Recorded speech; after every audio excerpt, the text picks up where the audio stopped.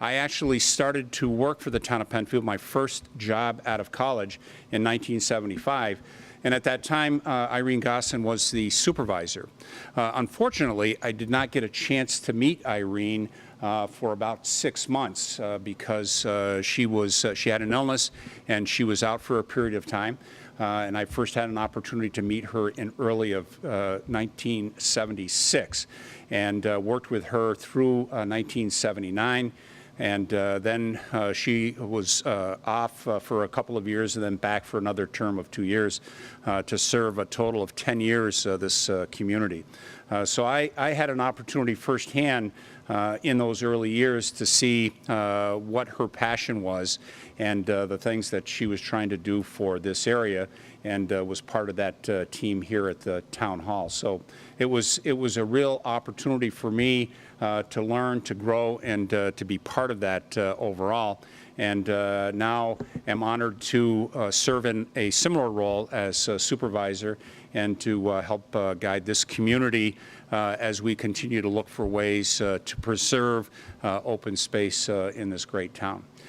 So the program today, I'm very excited to learn about, and so I will not give any additional details from what Nels has shared, but this is again another beautiful piece of property within the town of Penfield, and very exciting plans for that area, and look forward to listening to Mindy share some of those thoughts, plans, and ideas that is for that 18 acres on 5 Mile Line Road. And with that, Mindy, welcome. I am very happy to be here today to talk about the Irene Gossin Nature Preserve. So this is the site of the Irene Gossin Nature Preserve. It's at 1651 5 Mile Line Road. I do have to say before we go too far that this is not yet open to the public. This is still in development. So as we talk about it, this is for the plans for its future. Hopefully within about the next year it will be open to the public. So this is Rothfuss Park over here, and this property, so it's just north of Atlantic, and it is about a little over 18 acres of land. It's surrounded by houses on two sides, so it's sort of an interesting open space nestled in between housing developments. So the history of this land, the earliest deed goes back to about 1790. It's passed through everyone's hands, Daniel Penfield and a couple other owners before it went to the Higbee family. The Higbee family farmed several hundred acres in this area. They began farming this particular property about 1836. The corner of Atlantic and 5 Mile Line was known into the 20th century as Higbee Corners. And they farmed this until about 1905 when they sold it to the Rothfuss family. And the Rothfusses farmed it till about 2002 when they sold it to RG&E. And RG&E still owns this front 6 acres. We're not exactly sure what's going to happen with that spot, but so that's to be determined as well. And so then RG&E sold the 18 acres to a local business enterprise who wanted to put in a daycare. And the plan was that from the road they would come down, and this would be their driveway with a parking lot, and then the daycare center would be back here. But for some reason that fell through and the land just sat there, undeveloped. So this is just an aerial map that shows this sort of the connection. Here's Thousand Acre Swamp and Rothfuss Park, and then here is the land that we're talking about. And this yellow area is a conservation easement. So this creates really a nice connection sort of like a habitat bridge through this area. So as we're talking about, this is the RG&E property, and here's the proposed Irene Gossin Nature Preserve. So it is made up of an open meadow area. This is about 6 acres of DEC regulated wetlands, which is all a really nice wooded area in here.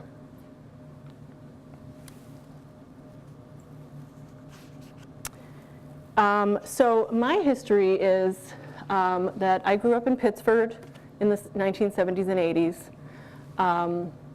Behind our house, we had a farm, and we used to take advantage of playing in it in the winter. And so as I grew up, I noticed in and around Pittsford that a lot of the farms were disappearing for houses. And so from a young age, that it bothered me that we were losing our open space. So land conservation for me has really been sort of a lifelong concern and interest. So my family and I live down here, I believe. I think actually we may be right here. And we knew that this corner of Atlantic and 5 Mile Line was going to be developed into houses. This is about the summer, fall of 2015. So when this land came up for sale, I felt that I knew it would be developed eventually. So I was in a position to put an offer on the property with the intent of saving it from being developed. And there were 5 offers total put on the property. Mine was the only non-developer offer. And I was told that that was why the seller accepted my offer. So that was really exciting for me. It was a wonderful foray into land conservation. And so I went home and went on Facebook and announced to all my friends that I was making dreams reality. And my friend Kate McCardle, who is the leader of the Penfield Democratic Committee, contacted me and said, you really need to come with us to meet Irene Gossin. We're trying to set up a meeting with her, and I think she would really like to know what you're doing and why you bought this land. So I said, well, who is that? I had never heard of her. Growing up in Rochester, I knew all kinds of political leaders. I had never heard of her. Which is interesting because we ended up having a lot of personal connections, but for whatever reason, I did not know her. So I agreed to go, and what I expected to meet was, I was told she was in her 90s, that she was hard of hearing, that she was living at home with her daughter. So I sort of expected like an out of it, hard of hearing, sort of, fluffy old lady. But the person that I met was 96, hard of hearing, living at home with her daughter, totally intense, absolutely with it, and very passionate about what she had accomplished during her time as supervisor. So Irene Gossin was born in Wisconsin on February 1st of 1919, and she came here in 1939 to study music at the Eastman School. She was the first woman to run a government in Monroe County when she was elected to Penfield supervisor in 1971. She was only the second Democrat in Penfield history to be supervisor, but I have not been able to find out who the first one was. So that's sort of still a mystery. She was also the last Democrat to hold office in town. So as many of you probably know, a lot of her successes in local government were based around saving sensitive areas of natural and historical significance within Penfield and Monroe County. So the picture on the left is one of her campaign pictures that was included in a school project by one of her grandchildren. And the other picture is, this was maybe about 2 weeks after I met her. She was being interviewed by Steve Orr for an article that he published in the DNC in early January of 2016. And I posted the picture, well, I used this picture because I felt like it really shows her continued passion and pride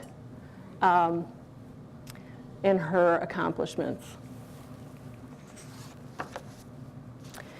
So when I went to meet her, it didn't take me very long after listening to her and realizing the fights that she had and the things that she supported and where she was successful. And I was so impressed, it really didn't take me very long to decide that I wanted to name the land for her in some way, because there was no acknowledgement of her career as of yet. So once I told her that that was my intention, I started to spend time with her. Like I started out maybe going over there once a week to learn about her, to try to understand her history, but also to explain why I would do this. It made sense to me to do this for her. And my parents instilled in me an idea that if you're in a position to give back to your community, it's really your duty to do so. And so this is my way of doing that. And so after spending just like maybe 1 day a week there, then toward the end of her life, I was there probably about every day. And it sort of became, for me and her, we were friends. We developed a very close bond. She was sort of like a grandmother, sort of a mentor. And I think that for me, the benefit of knowing her at 96, 97 was that she had mellowed. I described her very differently from knowing her than the way that people knew her in her prime would have described her. So I don't think that if this had been any other time in history, probably for either of us, this would not have happened. So in the mid-60s, Irene got involved in environmental issues in town. She told the story that from her house, which is off of Browncroft, overlooking the Irondequoit Bay wetlands, she could hear a dump truck. And she got in her car and drove down to Old Browncroft Boulevard, where Glendevere's is. And the road workers would not let her continue, so she wasn't able to see what was going on. But she then happened to be on Westfall Road and was behind a dump truck and followed it, decided on a hunch that she would follow it, and she followed it right down to Old Browncroft Boulevard. And she saw that they were dumping construction debris into the wetlands. So she rallied her neighbors and they became what's known as the Parkview Association, and she was their leader. And they worked to lobby the county to take this area under its possession. And they did after about 7 months. So that set her up as someone who could get something done on an environmental level, as a local leader, and particularly around the issues of the bay. So the picture on the right, is actually a later picture of her at the wetlands area. This picture is of her giving a talk on the bay I think this is about 1966. And she said that soon after that she was approached by a group of businessmen from Xerox who were Democrats, and they wanted her to run for supervisor.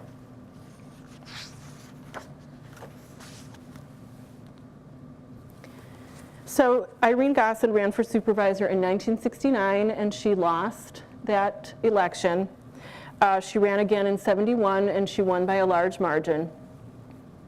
As Supervisor LaFountain said, she was elected 5 times to supervisor. And she referred to herself as an eco-politician, which was basically an environmentally minded candidate.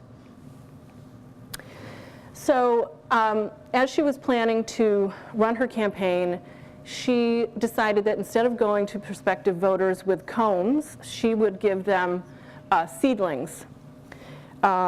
So she handed out over her career a variety of conifer tree seedlings. This logo of the pine branch really became sort of synonymous with her, and she estimated that she gave out about 15,000 tree seedlings over her campaigns.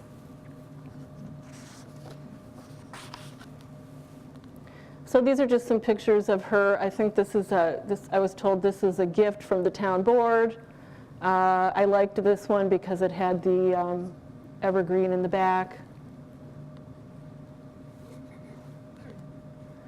And this is Irene with one of the seedlings that she gave out in her first campaign.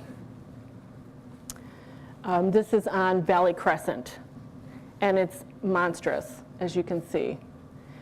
This is in May 2016. Her daughter and her daughter's friend took her to see the tree, and she was really, really in shock about how large this tree was. And I think really quite proud that, so who knows how many of these trees are attributed to her that we see in Penfield.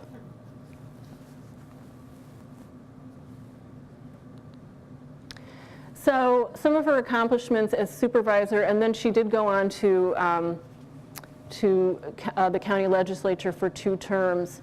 So I have included them all here, just some of them. She was the first full-time supervisor. It was under her leadership that the town board procedures, agenda, public participation, period, those processes that the town boards have used since she established those. She established the first conservation board in New York State, the historical review board in Penfield with its 3 preservation districts, and the first small recycling program in the county. She created a task force and developed a strategy to keep a 1,000-acre swamp, what we know as 1,000-acre swamp, from being developed. And then it came under the care of the Nature Conservancy. She gave John Odenbach the idea to turn what was a quarry where people were swimming and doing other nefarious, not other nefarious, but some nefarious things, into a golf course, and now we know that as Shadow Lake. She formed a committee to seek federal funding to bypass traffic through the 4 corners. And according to her, at the last minute, the funding had to go to California to deal with the effects of an earthquake. And she also introduced and approved the Penfield Environmental Review Law, which was earlier than the state. I think a year earlier than the state adopted what we know as SECRA, the State Environmental Quality Review Act. And that just says that when there's going to be development, there needs to be an impact statement at an environmental level about what will happen to the surroundings. She also lobbied the county to establish the Irondequoit Bay Master Plan, and she sat on that board. She acquired the Barrow Road School for use as our library and community center. She established the annual town budget calendar, and that has to be published before the election so that everybody is aware of what is in the budget before voting. She worked with RG&E to acquire Linear Park, which is now known as Channing Philbrick Park. And a linear park, if anybody doesn't know, is a park that is substantially longer than it is wide, which makes sense for the name. And she helped to find funding to help restore the Dayton Corners School. She was the supervisor of all the supervisors in the county. She worked to get Tryon Park established as a park. She helped find funding for the restoration of Fort Schuyler in Ellison Park. And she worked on behalf of some Victor residents to get Ganondagan to be established as a historical site.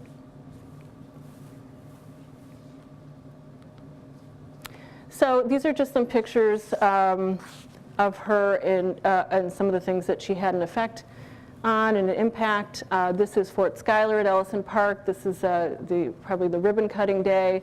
This is a building that you can't really go into unless you reserve it for an event. But it's really, I had the chance to go inside, and it is really a neat building, and over the fireplace is a plaque with her name on it and a couple other residents who helped find funding to help restore this.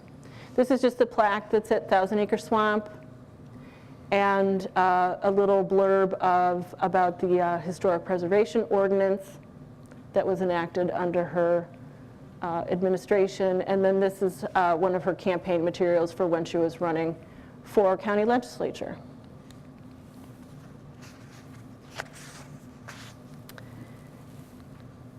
So once the decision was made in one way or another to honor her with the land on 5 Mile Line Road, she became an integral process of the planning.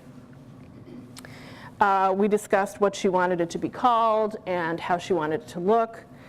She said she wanted it to be called a preserve and that it should be left as natural as possible. She also suggested that I call an attorney friend of hers who she thought would know what it would take to get the land turned into a preserve, and his name was Justin Vigdor. She said, you know, he's just a few years younger than me, and he's still practicing. You know, so I said, well, what, is he like 90? You know, and she didn't know. He ended up being, I think, about 85 when we met with him. But he helped to facilitate a meeting between Genesee Land Trust and myself and a few other people. And by the way, I am here today on behalf of Genesee Land Trust. So I have this pamphlet over at my table. And so a little bit about Genesee Land Trust. It was created in 1989 by a group of Rochesterians whose purpose was to protect and support local habitats for native plants, wildlife, wetlands, farmland, waterways, and scenic and recreational areas. They have a strong working board, active members, very willing volunteers. And Genesee Land Trust protects land in 2 ways. The first way is by creating land into a preserve, which is managed by a volunteer steward, who then will wrangle other volunteers to help with the management. And the other way is through conservation easements. So conservation easements permanently restrict the use of the land. It can't be developed, and it's usually not open for the public. It's managed by the owner. Some of the conservation priorities of Genesee Land Trust are to protect the North Coast running along Lake Ontario. Their newest preserve is in Pulteneyville. It's called Cornwall Preserve. They also work to protect local farms, and so Piecework Organic Farm out in Arcadia is one of their farms that they protect. They also work to connect nature to the city. So urban neighborhoods, they want to link urban neighborhoods to natural places. And one of the places that they do that is at Conkey Corners Park, which is also right next to the Thomas R. Fry Trail at El Camino in the city. They work to protect habitat bridges, which is what the Irene Gossin Nature Preserve is. And they're really dedicated to helping people connect with nature. So after about 4 months of discussion and meetings and walking the property, the Genesee Land Trust Board voted to take on the property. And the next thing we did was we reached out to Lori Bricolo at Bricolo Garden Center and asked her for help in coming up with a design. She referred us to one of a woman that works for her. Her name is Rachel Edwards. She's an ecological design consultant. And we worked with Rachel to develop a preliminary design. The interesting thing about Rachel is that Rachel was one of the founding members of Genesee Land Trust, and she was also one of Mendon's first Democratic town board members. So there was sort of like a neat connection with her on a couple of issues. So this is the preliminary design. The trail is pretty much the same as it is here. We probably, so we're just going to have passive walking trails. I think it's about 1 mile long. Then the idea was to incorporate a rain garden and these sort of wetter areas and a raised walkway. But for now, I think it's going to be a little bit simpler than this. So, but one of her, the objectives of this design is to just incorporate what's naturally there. And so the preserve is going to incorporate or to provide environmental education, as well as how Irene ties into what's there. And to highlight her advocacy. So in May of 2016, we held a ribbon cutting at the property, and we gave out white spruce seedlings to everybody who came so that they could continue her legacy. She was in rare form that day. She was very funny. She originally didn't think that she would even be able to attend, and so I made it only an hour. And when it was over, she said, is that it? Everyone's going home? You know, she was ready to stay and talk and reminisce. So it was a really nice event. And so this is just a picture of Irene with one of the seedlings.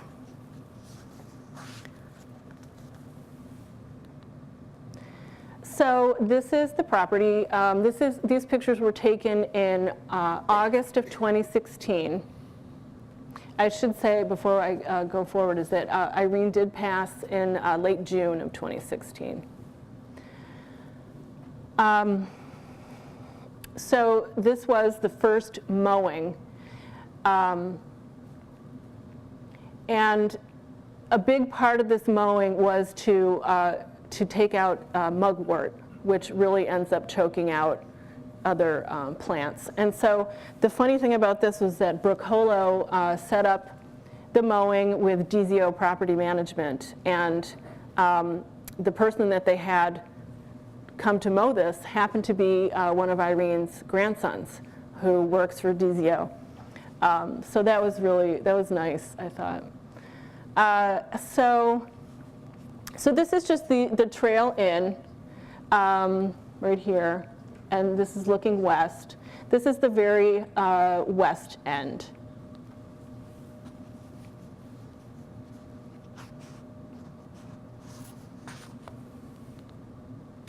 And then I've just included some pictures that I've taken over the seasons. In some areas, we've left the land and the plants as they are. In other areas, we planted trees and shrubs, partly to provide a screening from the houses around.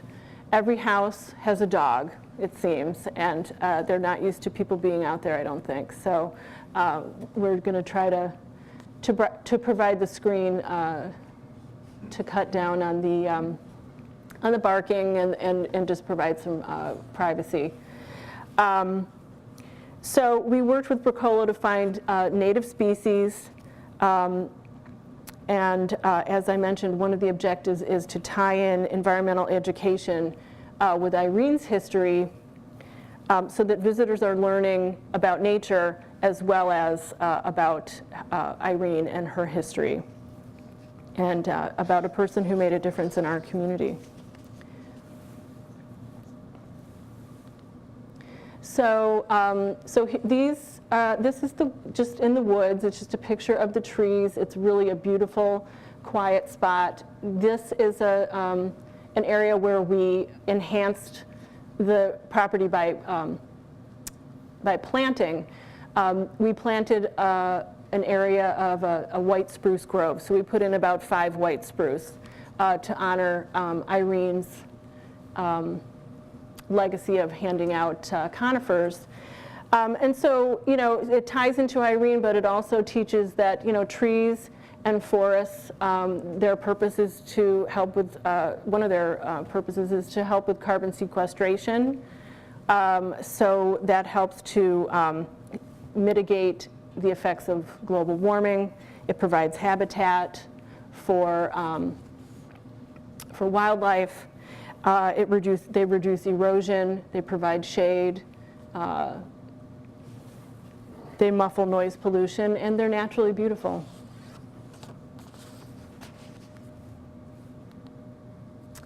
The next thing that people can learn about there is the meadows, and what does a meadow do?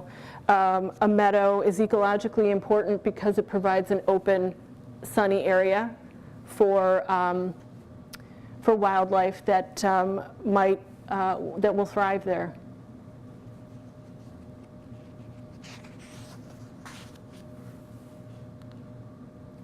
And then the wetlands, and this is another area that ties into Irene and her story of fighting for the wetlands. Wetlands are a critical part of our natural environment. They protect shores from wave action, they reduce flood impacts, they absorb pollutants, and they may contain diverse species that aren't found anywhere else. So this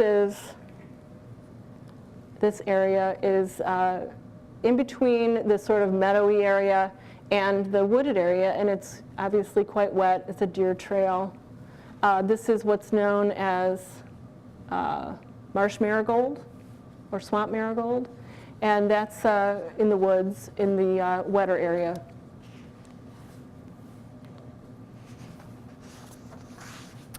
So our other objectives for this property are to support habitat for pollinators, birds, especially ground nesting birds that end up losing their habitat to development.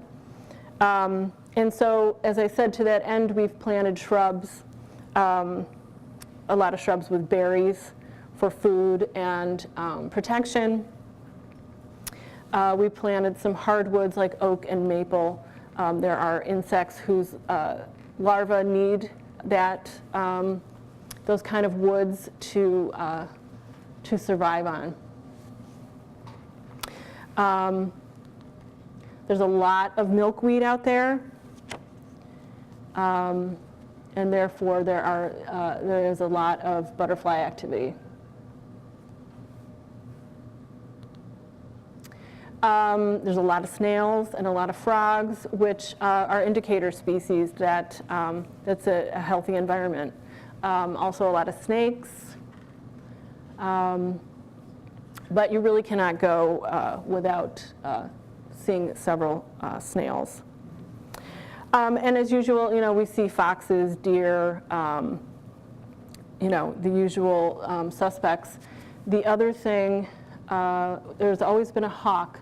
Almost every time I've been there, there's been a hawk out there, which they're just so beautiful to watch, soaring. And then we have seen the caterpillars of the Cecropia moth, which is the largest native moth in North America.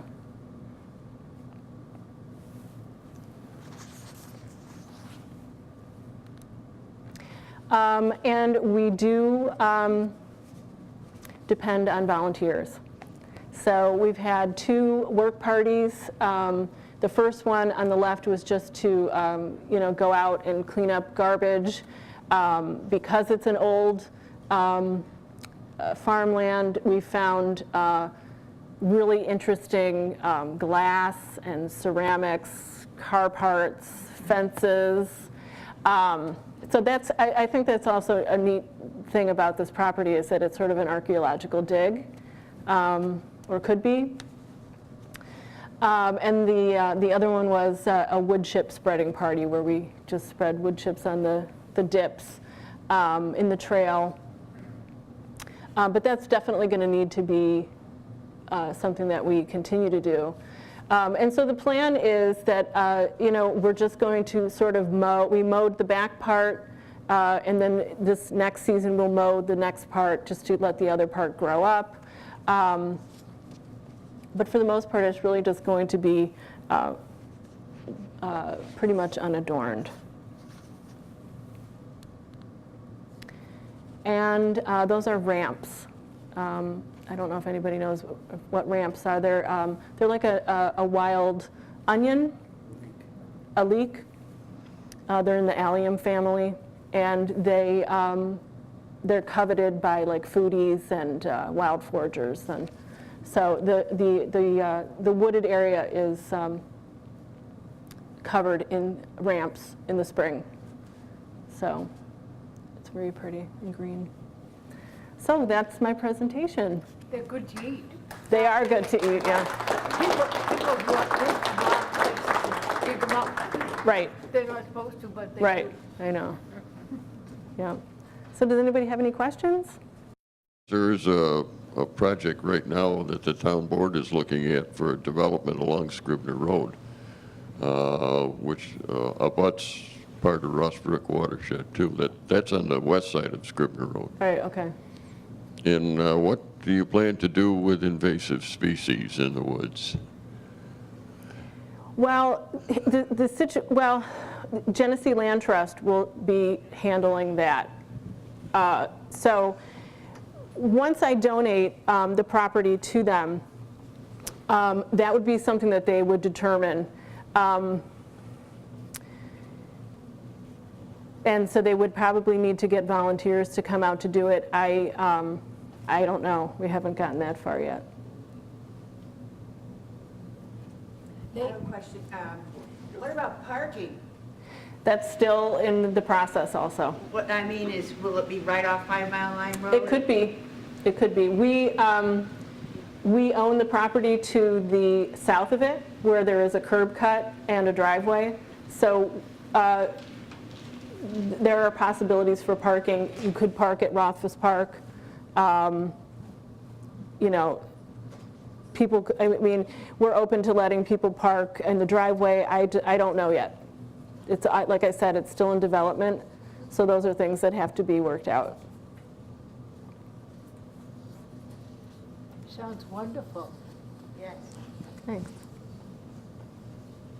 Of course, we could all have some work days in the springtime. Right, right. And go, the whole town of Penfield that wants to spend a day outdoors and go dig up all that stuff that shouldn't be there. Right.